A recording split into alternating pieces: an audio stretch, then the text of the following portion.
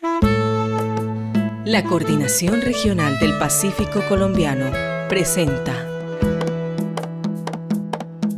Vengo de la noche oscura a buscarte con la luz de la luna, navegando.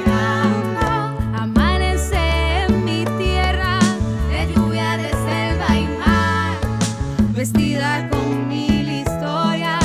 Pronto tú llegarás. Quiero verte reflejada en los rostros de mi pueblo. Los días nos guiarán a ti, mi soñada paz. Pacífico, Territorio de Paz. Una serie radial que nos acerca a las voces y a las diversas reflexiones del proceso de paz en Colombia. A ti, mi soñada paz. Programa 2. Cambio de estrategia. El pueblo lo dice y tiene la razón. Este gobierno es de hambre, miseria y represión. ¡Porque queremos! Colombia lleva muchos años en guerra. Una guerra que se ha naturalizado en la sociedad colombiana, al punto que muchas personas viven en medio de ella, pero desconocen cuál es el conflicto que se quiere terminar.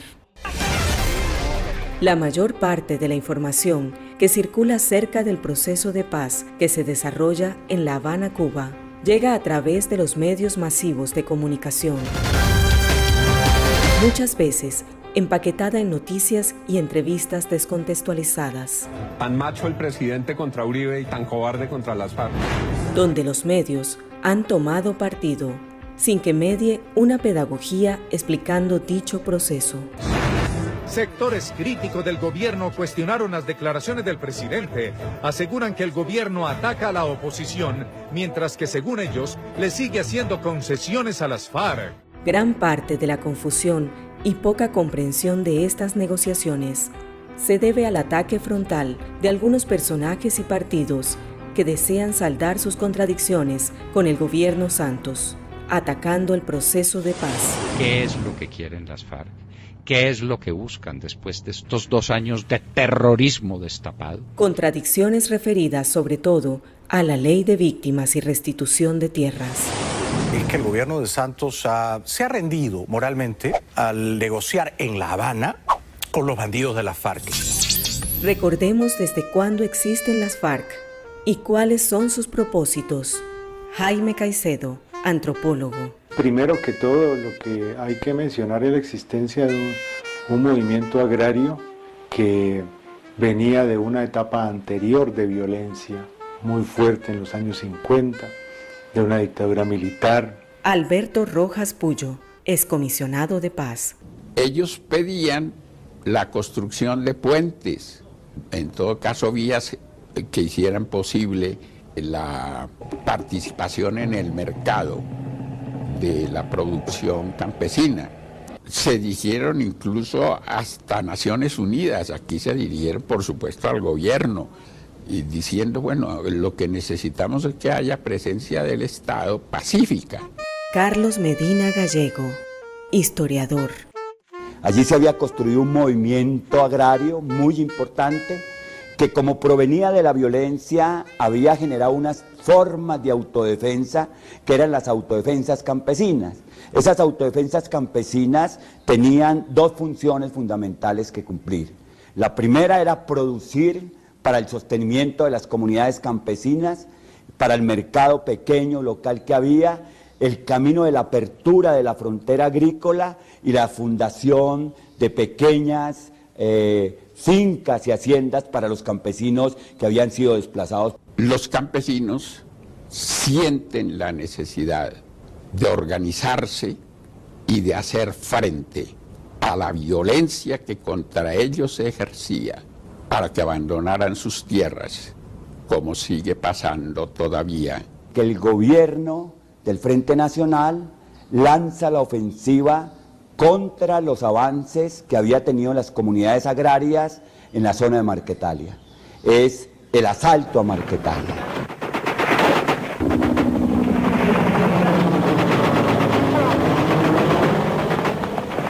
decir, era absolutamente innecesario semejante despliegue, sin que hubiese mediado de parte del campesinado ninguna asonada, ninguna sublevación contra el Estado colombiano. Eso es un tema que históricamente tendrá que ponerse sobre la mesa cuando se escudriñen a fondo en el proceso de diálogo de La Habana las causas, dónde empezó esto y cómo empezó esto, cuando veníamos de una violencia que concluía, de un Frente Nacional que supuestamente era un proyecto de paz, pero que termina convirtiéndose en una nueva guerra en confrontación con el campesinado. ¿Cuánto se habría podido economizar en vidas humanas, en tragedias, si se hubiera accedido a dialogar?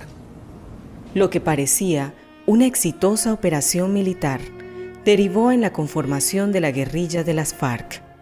La Comisión Histórica del Conflicto tuvo la misión de establecer los orígenes y las causas, los responsables y los impactos que ha tenido el conflicto en la población civil. Uno de sus comisionados, el investigador Alfredo Molano Bravo. El monopolio de la tierra, la concentración de la tierra, significa exclusión política también al mismo tiempo. Y esa exclusión política ha conducido a que los campesinos reaccionen, se armen.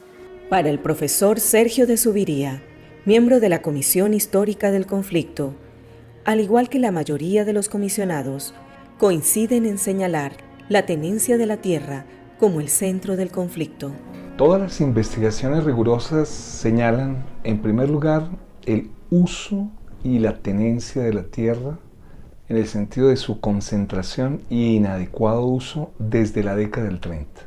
Segundo, que los proyectos políticos alternativos, los proyectos que, digamos, se oponen o hacen oposición, son eliminados físicamente a través de la violencia, un nexo patógeno entre violencia y política. Y el tercero es el permanente aplazamiento de reformas educativa, investigación, cultura, que deberían haberse hecho y que las clases dominantes de este país, por miedo al pueblo y miedo a la democracia, no las han realizado. Según el informe Basta Ya, del Centro de Memoria Histórica, durante medio siglo de conflicto han muerto 218.000 personas. Gonzalo Sánchez, Centro Nacional de Memoria Histórica. Ha sido una violencia de larga data, asociada a múltiples conflictos sociales y políticos irresueltos, una violencia que se ha ido transformando en sus actores, en sus motivaciones, en sus intensidades y en sus mecanismos. Es una guerra que por sobre todo tiene como víctimas en su gran mayoría a la población civil no combatiente. Es por tanto una guerra degradada que ha roto todas las reglas humanitarias más allá de los objetivos sociales o políticos que los múltiples bandos puedan esgrimir. Sin embargo, muchas veces hemos intentado darle fin. En Colombia, hemos tenido negociaciones de paz con varios grupos guerrilleros y hasta con los grupos paramilitares.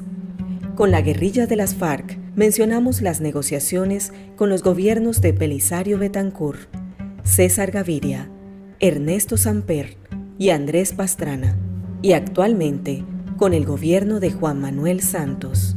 ¿Cuáles son las diferencias del proceso de La Habana con otras negociaciones con las FARC que terminaron en el fracaso? Este proceso tiene cosas inéditas. El primero es escuchar las voces de las víctimas antes de su terminación. El segundo es hacer una comisión histórica que indague sobre las causas antes de su terminación. El tercero es que tiene un enfoque diferencial y un enfoque de género y un enfoque territorial. Y yo diría que es el primero en que participan directamente la fuerza pública, la policía y el ejército en la mesa de negociación. ¿De cuál paz es de la que estamos hablando? ¿De qué paz es que tú me hablas? ¿Cómo planean reparar? Después de 50 años en guerra, hay mucha tela por cortar. Invasión, colonización, deforestación, territorios arrebatados. ¿De qué paz me están hablando? Cuéntame, cuéntame. Sobre el significado de la palabra paz se derivan múltiples acepciones, ideas, deseos y aspiraciones, pero también intereses. En esta negociación encontramos 4 conceptos de paz. Paz parcial. Jesús Flores, investigador. Tiene como propósito inicial la terminación del conflicto armado, es decir, que no haya guerra. En definitiva, se trata de que se suspenda definitivamente la acción armada, pero esa no es la paz en sí mismo, es un primer paso para avanzar hacia la construcción de paz. Paz plena. Es aquella paz donde se pueden desarrollar o están en desarrollo los derechos fundamentales, es decir, una sociedad que sin tener conflicto armado puede disponerse a construir una paz con base en los derechos fundamentales como el de la educación, el de la salud, el del trabajo, la vivienda, y donde la resolución de los conflictos que normalmente siempre habrá en cualquier convivencia humana, pues se acuda formalmente a los espacios de diálogo. Paz con justicia social. Que el Estado efectivamente ejerza su función plena de garante de derechos y que las relaciones económicas estén basadas en el principio de la equidad, que no es lo mismo que la igualdad, en el entendido de que hay personas o sectores humanos que requieren de una atención particular por su condición de género, por su condición étnica, por su condición de otras capacidades físicas que tengan, que a cada quien, de acuerdo a sus propias necesidades, tenga acceso a los beneficios de los derechos sociales, económicos y culturales. Y paz territorial. Es asumir la aplicación de los acuerdos de paz, no de manera genérica para el país, sino de acuerdo a las particularidades de los territorios, porque en los departamentos se dio de manera diversa el conflicto, impactos diversos, por lo tanto los acuerdos de paz deben aplicarse también de acuerdo a esas características. Varias son las razones para querer el fin del conflicto. Uno de ellos es la imposibilidad de resolverlo a través de las armas. Las razones primeras, como en todo proceso, son de carácter internacional. Y es la región y los países con gobiernos progresistas y de izquierda, de alguna manera querían y planteaban una región en paz. El segundo motivo es la voluntad política de las partes. Y es que creo que ya hay una decisión de un sector de la clase dominante de este país, representado en un bloque que considera que no es posible resolver la crisis en una negociación, y creo que la voluntad política de las insurgencias de las FARC y el ELN en sus análisis de que es posible terminarlo para transitar a una etapa en la cual sea posible una vida política sin la violencia y las armas. Otra razón es la seguridad jurídica de la inversión extranjera. Para lograr que Colombia sea aceptada en la Organización para la Cooperación y Desarrollo Económico, OCDE, debe bajar los indicadores de violencia e inestabilidad de la propiedad. Se torna en un imperativo llegar a una pacificación del país mediante la vía negociada. Los diálogos de La Habana, que comenzaron en noviembre de 2012, buscan dar fin al conflicto armado de más de 50 años entre las FARC y el Estado colombiano, a través de una negociación política. Este acuerdo es diferente a los anteriores porque contiene una agenda realista sobre 5 puntos concretos. El primer punto es el desarrollo rural. Eso significa dar mayor acceso a la tierra, hacer que la prosperidad y los servicios del Estado lleguen a todos los habitantes del campo. El segundo punto son las garantías para el ejercicio de la oposición política y de la participación ciudadana. Que quienes disientan y protesten lo hagan sin temor y que se rompa para siempre el lazo entre política y armas. El tercer punto es el fin mismo del conflicto armado. Esto incluye la dejación de las armas y la reintegración de las FARC a la vida civil. El cuarto punto es el narcotráfico, que tanto daño le ha hecho y le hace a nuestro país. Y el quinto punto son los derechos de las víctimas. Todos estos puntos tendrán su correspondiente verificación y en su conjunto constituyen una fórmula integral para la terminación efectiva del conflicto. Es importante que los colombianos conozcan los preacuerdos para decidir de manera informada en la refrendación del acuerdo final. Asimismo, en los escenarios de posconflicto, posacuerdo o posnegociación, en el que se debe hacer veeduría y seguimiento para que se apliquen los acuerdos. Te invitamos a continuar reflexionando sobre los contenidos de los preacuerdos de paz en nuestro siguiente programa.